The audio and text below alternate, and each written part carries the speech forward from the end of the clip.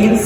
This is your JHCSC Weather Watch Team, bringing you the latest updates for May 21, 2025. Our team of 7 reporters is ready to deliver a comprehensive look at today's weather, regional conditions, and what to expect in the coming days. Let's get started with Miss Samantha.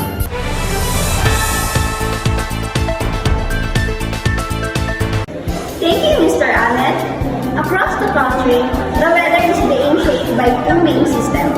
The intertropical convergence zone, affecting Mindanao and Palawan, and the easterlies impacting the rest of the Philippines. So this means we're seeing a mix of partly cloudy and cloudy skies. So scattered rain shower and thunderstorms, especially in south and the eastern seaboard. For Luzon, including Metro Manila, expect partly cloudy to cloudy skies with isolated rain showers or thunderstorms, mainly in the afternoon or evening. These are due to the prevailing extremes.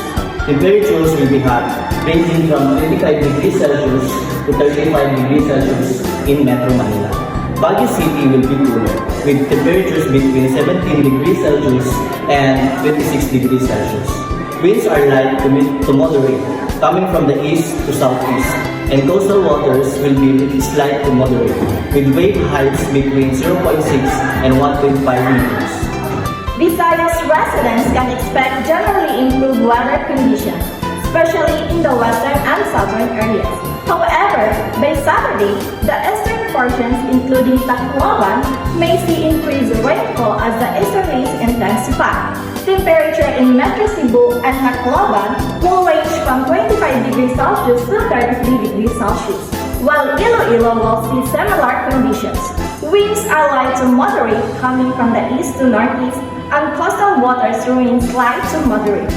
Mindanao and Palawan are under the influence of the IPCZ, bringing cloudy skies with scattered rains and thunderstorms. There is a risk of flash floods or landslides, especially in areas experiencing moderate to heavy rainfall.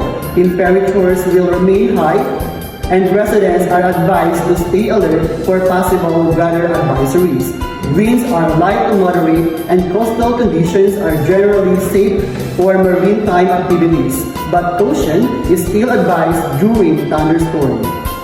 With the temperature soaring up to 35 degrees Celsius in some areas and high humidity level, yesterday a maximum recorded at 85%, beach dirt is a real concern. Stay hydrated, avoid outdoor activity during peak heat, and watch out for sudden thunderstorms that could cause localized flooding.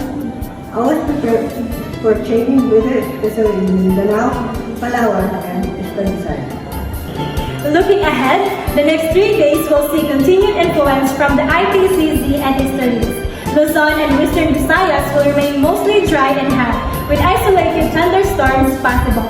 Eastern Visayas and Mindanao should prepare for more frequent rain and thunderstorms, especially towards the weekend. No significant threat from low-pressure areas are forecast, as the recent LPA has exceeded the Philippine area of responsibility and is not expected to affect the country further. Back to you, Mr. Ahmed.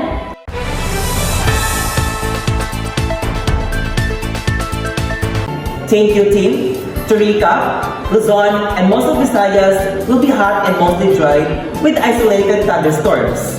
Mindanao, Palawan, and Eastern Visayas should watch for scattered rains and thunderstorms, with possible flooding in vulnerable areas. Temperatures remain high nationwide, so take precautions against heat and sudden weather changes. Always remember to stay informed, stay safe, and stay hydrated.